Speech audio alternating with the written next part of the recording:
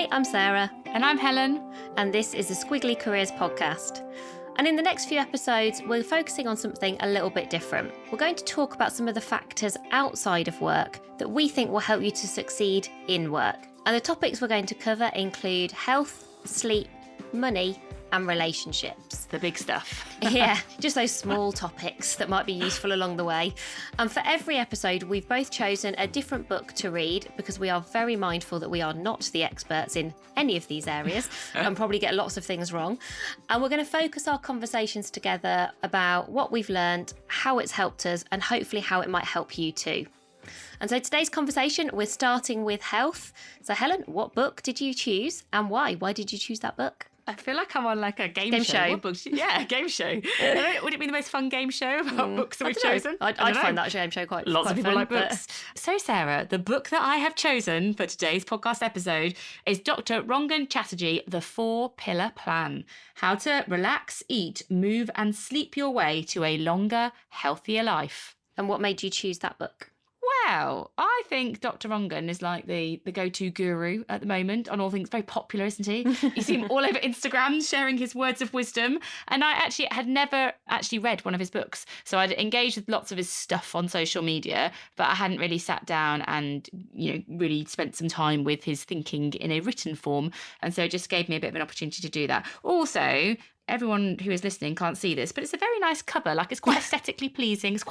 It's a book with pictures and colour, Sarah. So I thought, I've got 4 books to read very quickly for these podcasts. And so maybe this one might have it does have some tables. It does have some sort of things that you can tick and fill in. And that was quite appealing to me. What about you? What book did you choose and why? Very different style of book to you. So I chose a book which is part of the Do series of books. So Do Walk. Subtitle Navigate Earth, Mind and Body Step by Step. Okay. And the author is Libby DeLana. And the reason I chose the book is I have actually been for a walk with Libby. So Libby was at Do Lectures, which is something that I went to recently in deepest, darkest Wales. And Libby was there giving a talk alongside Cheryl Strayed. So they were talking about the benefits of walking. And I knew that she'd written this book. I also really like the Do books generally, the kind of series of books. So I thought, I'm going to dive a bit deeper into that, especially as when you've met someone, you feel a greater sense of connection with them. And I've actually been, it wasn't just me, to be fair, it was a group of us, but we did go on a very beautiful walk together. So it felt like a good follow-up from that experience.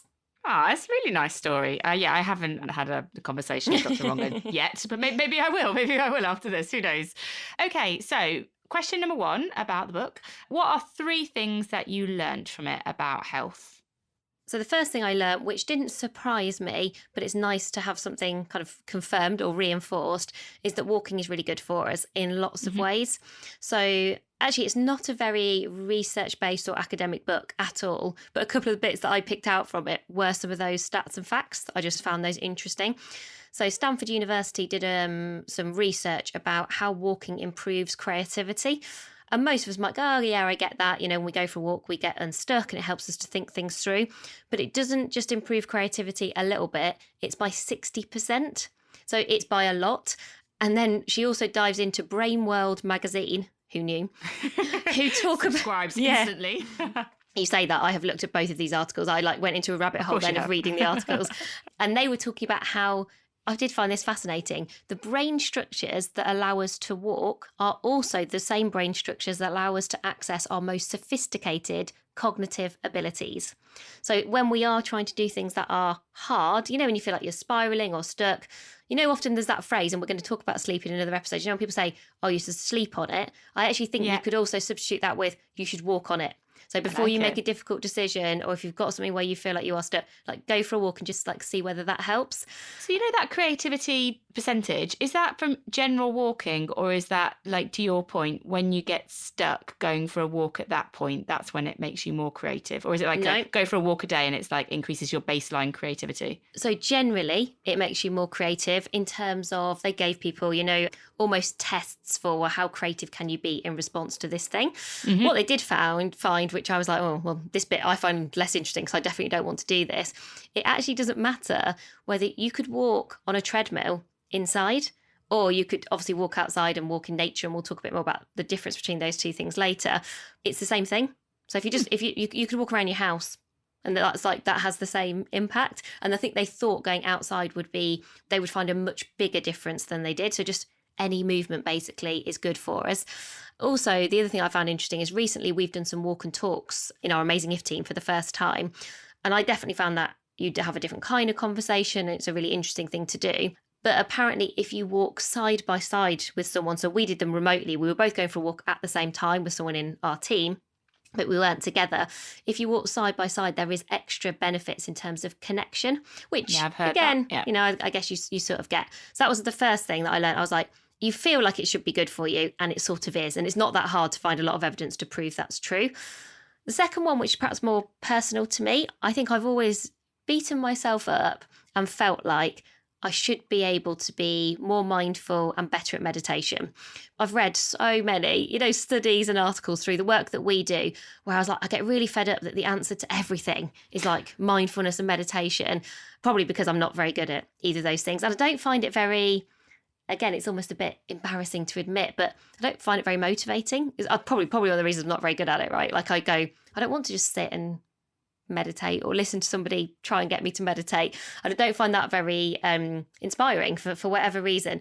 But I do recognise how frequently I see it come up as a really useful thing. It's quite an anti-Sarah thing, I would say, in that your brain is thoughtful and reflective and considered. And so I would sort of put meditation as something that would fit with your brain. So it's interesting that you have such a, dare I say, fixed mindset about it in terms of how it could help. Yeah, and I think because I've tried and failed maybe a few times, it's just never quite connected. However, the good news is I've basically realised that you can be really mindful and meditate while walking. I think I had kind of made the assumption that it has to equal, sitting in one place, eyes closed, crossed legs, like very stereotypical what you imagine when you visualise someone meditating. And there's actually a whole section in the book about how it really helps with being kind of mindful and the same sort of practicing of meditation. Now, there are some things I think you definitely need to think about if that's why you are walking. So, whether you're going to listen to something or whether it's almost like the act of walking. But if you're listening to a podcast that's about like comedy or food, which I sometimes do, that probably doesn't quite do the same thing. So one of the things that Libby talks about in the book, so Libby does a morning walk and she wakes up at 5 a.m. to go for this morning walk. I'm ignoring that bit because I'm never going to do that. And she walks a long way every day and she's done it for like 8 or 9 years. It's a really, really long time.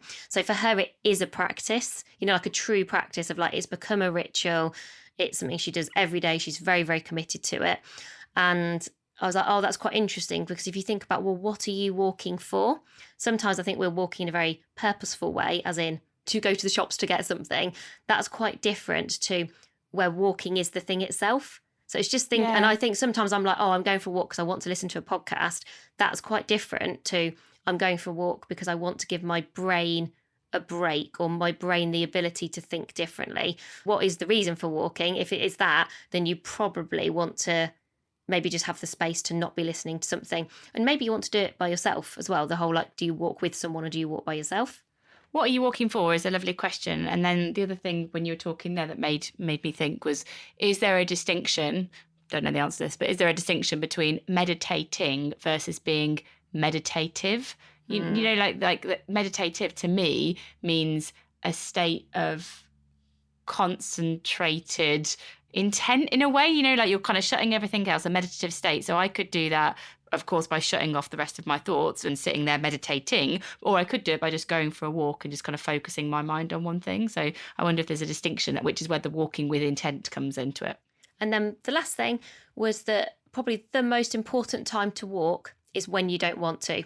I did recognise this. In your busiest days, the days where you really feel like you've not got time for it, they are probably the days where you would get the most benefit from it. Now, what Libby describes in the book is, for her, it's completely non-optional now. It's just who she is. It's sort of how she lives her life. But I think if you're thinking about, and for me, I love variety. I am never getting up every day at 5 a.m. to do a walk, but almost on spotting and recognising those really busy weeks, the busy months, and creating space in those days and those weeks for walks. If you think then about like, well, what am I walking for? I'm walking to de-stress, to find a bit of space in a busy day. to make sure I can still think creatively, even if I've got to do a lot in a day. And there is a really good quote in the book from Hippocrates where he says, if you're in a bad mood, go for a walk. If you're still in a bad mood, go for another walk, which really made me smile. I just imagine myself like looping and looping. And even I did find it interesting that now doctors do prescribe walks in a natural setting. So they do make that distinction, as in things like forest bathing and kind of, going into green spaces to improve mood and decrease anxiety, stress and depression. And so though she doesn't really dive into those things lots in the book, I think it's one of her points about walking is it's free, it's simple. Most of us could make time to go for a walk at some point in our day, even if it was just for 15 minutes. And I do think at the start of the pandemic, and this will be different, I know, for different people, lots of people did that almost because there was the restriction of, well, you can only go out once a day. So suddenly everyone went, oh, crikey, okay, well, I'm going to go out for a walk. And that's maybe the one time that I can get out and about. And then I think lots of us have almost unlearned something that was probably quite useful for us, because now we're all maybe working in a hybrid way, or perhaps you're going back into an office a bit more. So it did make me just stop and think about, like, when are you walking? When does walking work really well for you? And Libby's book isn't prescriptive. She's not saying you should do it my way. She's saying this is what I've done and this is why it's worked so well for me. And then I think as you read through it, I very much took the bits that I thought, oh, that would work really well for me. And then I ignored the bits where she talks about it's freezing cold and she still goes for a walk. Yeah. And she takes a picture of her. She's been a creative director, Libby has, so the photography in the book is beautiful. And there's just a picture of her with like just loads of clothes on and like almost like icicles all over her face. And I was like, okay, well, I won't do that bit. But then there's the bits where she's in like beautiful settings on the beach and stuff. And I was like, I'll do that bit. I'll do mindful walking when it works for me. So what about you? What did you learn from the book? How are we going to help me be loads healthier?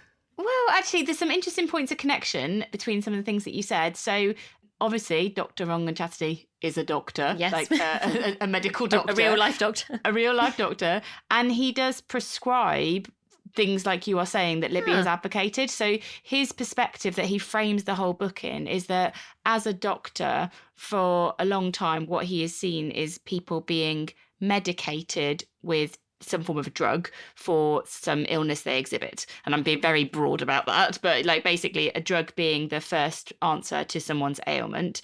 And what he has realised through a lot of the consultations that he has had with patients is that drugs first isn't necessarily the right answer for everybody. And, it might be for lots of people, but what he says is a lot of the symptoms are a result of their lifestyle. And so what you need to do is look at their lifestyle in order to resolve the symptoms, not give people drugs, which actually might not solve it over the long term. So very, very kind of similar basis to the walking.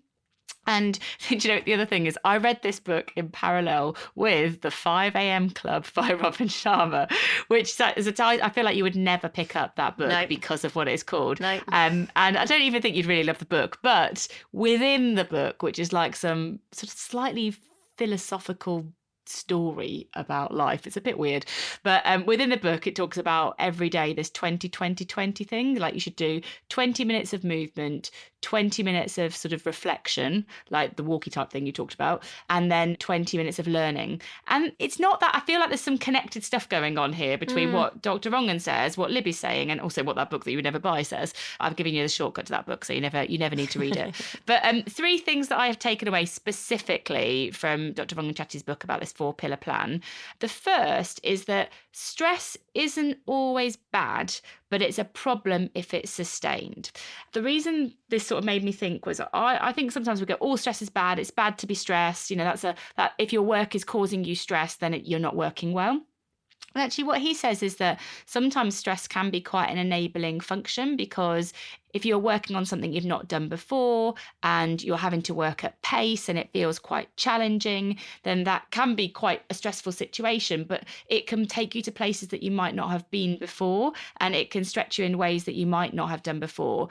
And that actually stress in that context over a short period of time can move you into places that you might not have got to otherwise. The problem, he says, is when it's sustained. And so I just think it's interesting that rather than just dismiss stress as something bad, almost see it as sort of a stress scaled, like how long has it gone on for? And on a scale of 1 to 10, how stressful is this situation? Because if it hasn't gone on for very long and it's probably under 5, then it might just be a forcing function for a moment to get you to get something done. But if it is over 5 and it's for longer than feels comfortable, then there might be a situation that you need to kind of work through. So that was the first thing that stuck for me. The second is the difference between our sympathetic and our parasympathetic nervous system. Okay, tell me more.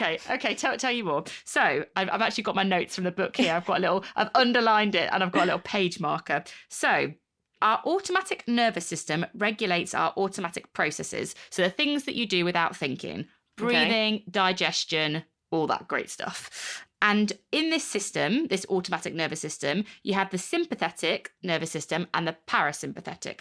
The sympathetic one is the one that causes you to release stress response hormones like cortisol. So, you know, when I'm saying like for a short period of time, that stuff can kind of help you and it kind of makes your heart beat faster. It's necessary for our survival. It gives us energy in our muscles. You know, like it's that kind of fight response that you need sometimes to a situation. So if you're stressed, you're getting lots of that stuff going on. That's all your sympathetic nervous system.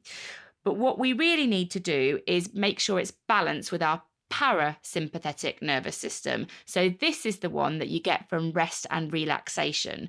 So Sounds his point is, it's not bad to have the stress stuff, but you've got to balance it out. So if you are not getting some of the things that basically slow your body down, that helps to respond to some of those hormones that have been sort of activated when you're stressed, then you're kind of not balancing yourself out. And so for a lot of people, what they need to do is work on the parasympathetic balancing stuff, the stuff that gives you the rest and relaxation. And that's why that's so important. So I hadn't looked at that before, but interesting. So this parasympathetic one that gets triggered by rest and relaxation, that sort of stuff helps your digestion, for example, helps you to sleep better. But yeah, it's just better kind of for your body. So I think when people are stressed and they may be, you know, like you're not sleeping or, you know, your food's not going down properly, all that, it's just all very linked. I thought it was quite interesting. What sort of, does he give examples of what that rest and relaxation Well, he does. Would you like to? I've got notes on this page over here, Sarah.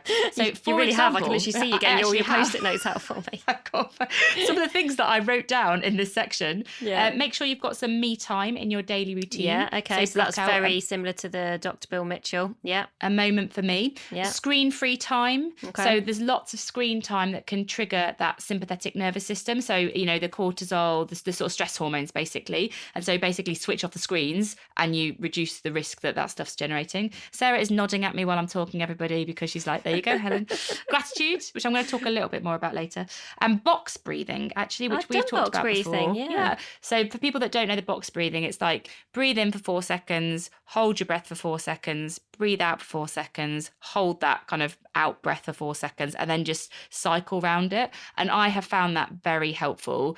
And I guess that's that meditative thing. That isn't meditating, but just that act of mindful breathing is quite a meditative process. So there you go. That is what I learned from the book.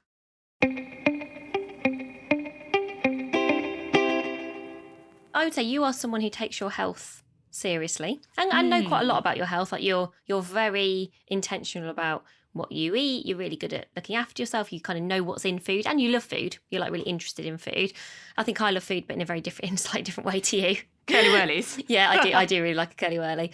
Did reading it make you think about doing anything differently for yourself, or have you already done anything differently for yourself? Well, I have, Sarah. Okay. So what it made me think about was the 4 areas that he focuses on: relaxing, eating, moving, and sleeping. It made me self-assess where I think I am on those 4 areas at the moment. So to your point, eating, I think I'm pretty good at that. Yeah, you are the best eater I know. That's actually a genuine compliment. I really think about what I eat and make sure that it's balanced and it's got all the good stuff in it. So that one I was like, okay, I'm sorted on this chapter. Relaxing, bad. I've really defined this as bad, good, variable. So relaxing, bad. Eating, good. Moving, I put good. Yeah, you are now.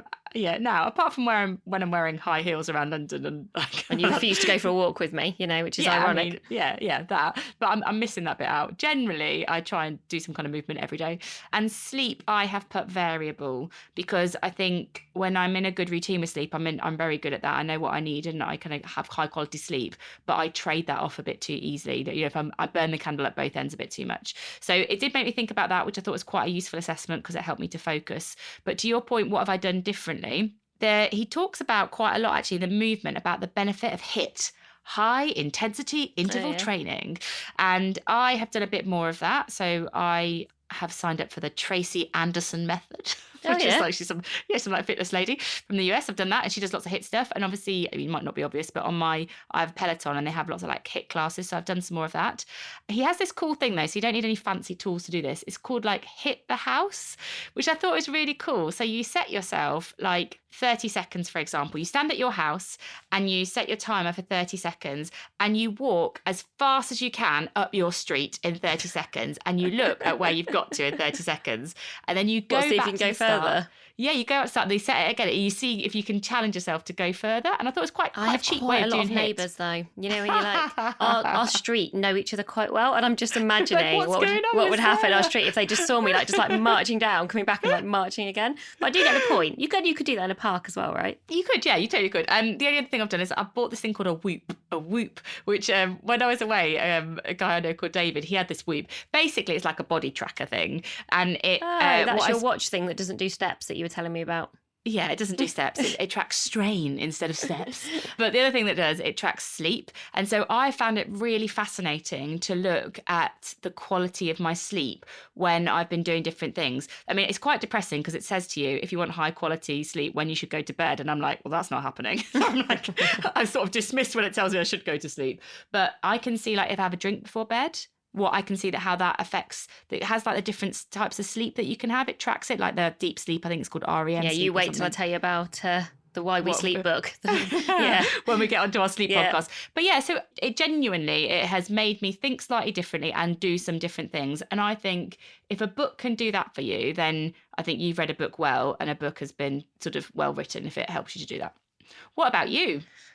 I think it's made me reflect on, I'm good at walking already. So I love going out for walks. I already know, I think I know that it's kind of good for me. So I'm quite good at doing it. And I find it particularly helpful when I'm working at home. I actually feel like I don't need it as much if I'm traveling around, because I walk a lot. So I very rarely drive for work. I'm walking to stations, or I would always walk around London. If I can walk in any city or any place, I would always choose to do that rather than, get on a bus or get on a tube or something. But I think it's made me think more about walking without listening to things in my ears, essentially, because I do listen to a lot of podcasts. I actually don't listen to very much music, but I listen to loads of podcasts, and just sometimes spotting when might it be helpful to go for a walk without listening to anything, because I think that is a different kind of walk. So it made me think about that more, and I think I'd actually find that quite hard. It's become a real, I've got very used to, I'm listening to this podcast. Just sort of walking with your own thoughts is sort of scarier in some ways. So it made me definitely think about that. It also reminded me that if you don't factor walks into your day, they don't happen. Yeah. And I really see that. So if I just put a walk in my diary, if I look over a couple of weeks and just be like, walk, sometimes it'll be 60 minutes, sometimes I might do 90 minutes, sometimes it could be half an hour. But if I don't look ahead, like you and I talk a lot at the moment about looking ahead and kind of setting ourselves up for success, if I don't, it just doesn't happen. So it's made me think about doing that, particularly from sort of September onwards, the sort of back to school feel of September, and trying to really commit to it between September and Christmas. Because I know it's I feel like this has now become a cliche, but autumn is my favourite season. I feel like everyone says that now. Too. And so I'm like, right, make the most of autumn by going out for a walk every day. I would like to see whether I could do it every day. The thing that really, I think, impressed and in some ways overwhelmed me a little bit is the fact that when Libby talks about walking, she does do it every day without fail. And I find that incredible. How has she managed to kind of do that? And she does describe how she has managed to do it. So that's almost the purpose of the book. But I do find that an interesting challenge. Could I walk every day between September and Christmas? I'd do that as an experiment with you for a week. We could do a week of walking as an experiment with no digital distractions of any kind, like a podcast or whatever, and see how we felt. You would go for a walk every day? Are you going to do that, are you?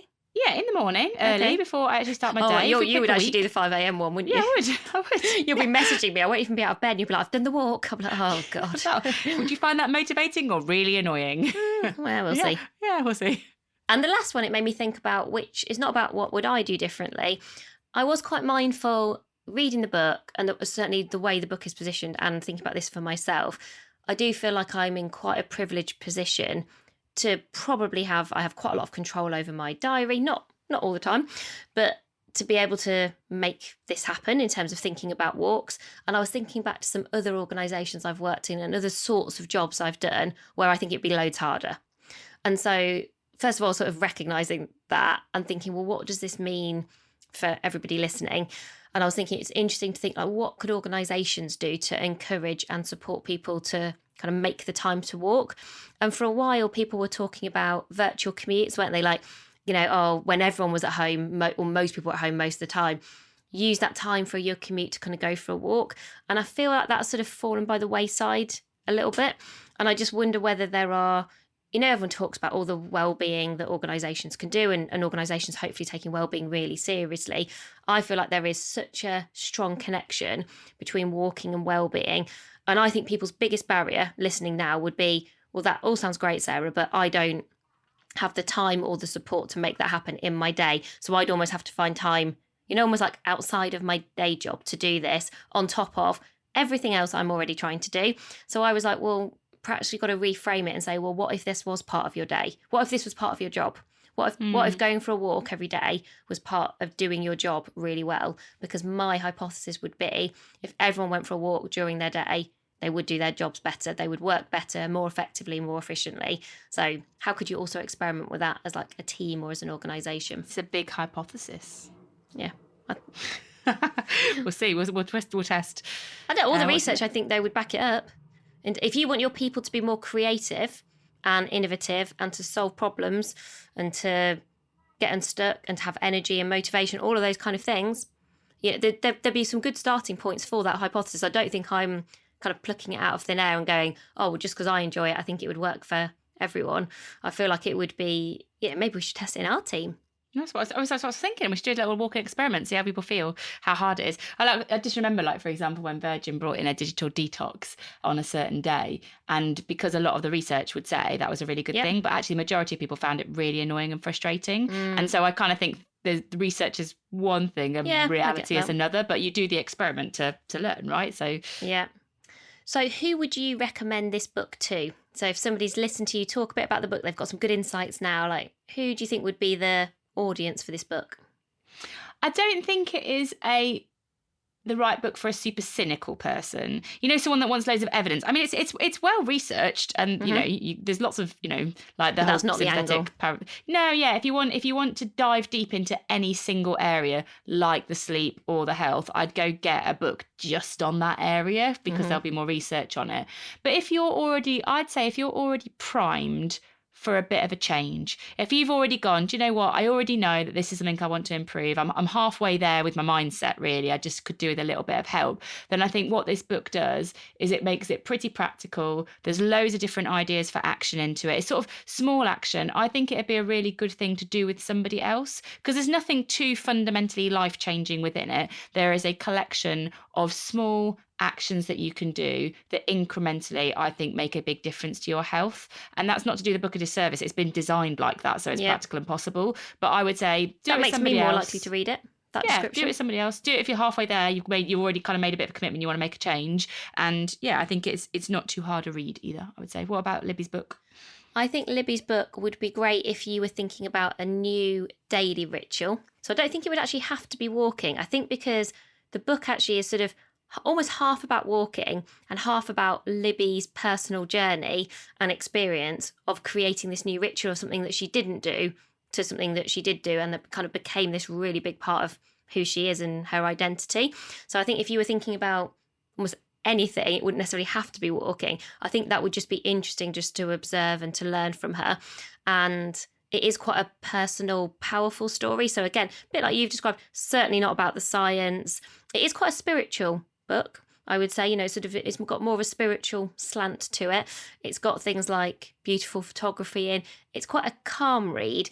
I wouldn't say it's a practical read. So compared to some of the other books in the Do series, some of them I've read and they are very practical. So I've just read Do Scale, which is about scaling organisations.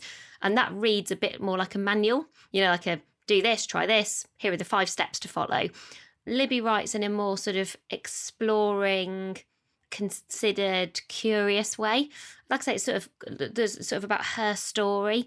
And then the sort of, as I was going back through it, actually scattered in there is, oh, maybe you could try this, or here's a little bit of research, or here's a quote by a philosopher. So it's that style of book. The other thing about all of the Do books is they are short and sweet. So they are just not long books. So you can read it in one sitting. You could read a little bit of it a day and keep coming back to it. You could, having read it twice, I actually enjoyed it more the second time, which was interesting. And it's definitely a book you could read twice, and like it's very easy to do that. So if you're not someone who wants I don't want a massive book that's going to take me ages. I want something that's short and I can just connect with quite quickly. Then I think it would absolutely work for people. So we thought we would finish these episodes by picking our favourite sentence or sentences. I say sentences because I've picked more than one. That were all together, which is it's a good job I did that, from the book that we felt either just summed up or were just something that really kind of stuck out for us. Yeah, so it's not really a super quotable book. I wouldn't say there's a lot of, what did you have, Socrates or Aristotle or whoever you had? Lots, yeah. I haven't got a lot of that from this book, but there is this really nice bit around gratitude, and there are 3 questions on gratitude, which Dr. Rangan has taken from someone called Charles Poliquin, who is a strengths coach, which I thought were just useful for people to hear and maybe, reflect on themselves. So the 3 questions that you can ask yourself, and the idea is you ask yourself this every day, and it just helps you to increase that kind of relaxation piece. Number 1, what have you done today to make someone else happy? Number 2, what has somebody else done today to make you happy? And number 3, what have you learned today? Good questions. That's what I thought. Yeah, that's what I thought. I like those. Nice I was just questions. thinking, I bought my son some fondant fancy cakes because he really likes them. And I know that's going to make him really happy. They're really Everyone old loves school a fondant cake, fancy. but I really Mr. like them as Kipling? well. Mr. Kipling or otherwise? Yeah, the original. The original, the OGs. Yeah, absolutely. What about you? So this is a couple of sentences towards the end of the book that Libby writes. Learning expands our appreciation of the world. Walking every day is a way to guarantee that we have the opportunity and raw material for learning in each day. Events that require us to be a beginner are essential for growth. The beginner's mind is a humbling and mighty tool. Nice. The beginner's mind is a humbling and mighty tool is lovely. We should put that in our learning mindset program that we delivered. Lovely quote. I like it. Brilliant. Well, hopefully you have enjoyed this. We've got 3 more episodes to go, so there's more to come. We've done lots more reading, lots more learning. Do get in touch with us if it has triggered any different thoughts for you. We're just Helen and Sarah at squigglycareers.com. And if you have read any books around this area that you think have helped you with your health as well, do let us know, because we can curate those and share them with the Squiggly Career community as well. So thank you so much for listening, and we'll be back with you again next week talking about sleep. Bye for now. Bye, everybody.